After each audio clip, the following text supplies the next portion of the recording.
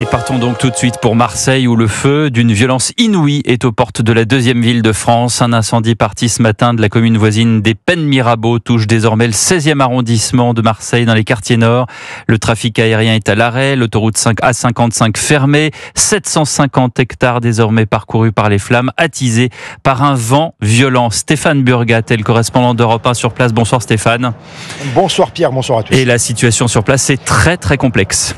Ah, effectivement, avec cette fumée au-dessus de Marseille, ces flammes qui ont déjà touché des habitations au nord de la ville. Quelques évacuations ont été décidées, mais le message donné est bien celui de rester confiné chez soi, à l'abri.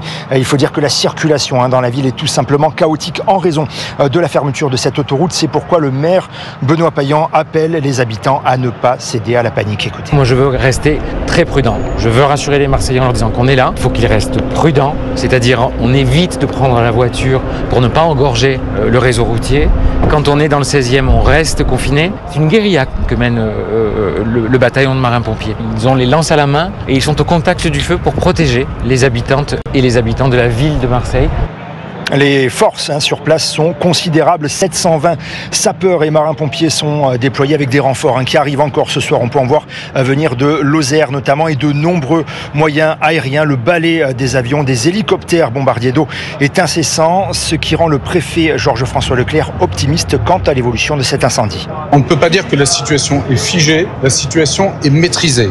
Pourquoi ? Parce que nous avons des moyens importants qui sont engagés. 9 moyens aériens sont actuellement engagés. 5 avions bombardiers d'eau, un Dash et 4 Canadair. Nous aurons à terme 4 hélicoptères bombardiers d'eau. 2 lourds, un qui est actuellement engagé, un autre qui est en train d'arriver, plus 2 hélicoptères bombardiers d'eau légers qui nous viennent du département du Var. Alors le vent reste puissant, tourbillonnant pour l'heure, peut-être que vous l'entendez dans mon micro, mais il devrait baisser en intensité dans le cours de la soirée avant de tomber complètement demain matin selon les prévisions météo des pompiers.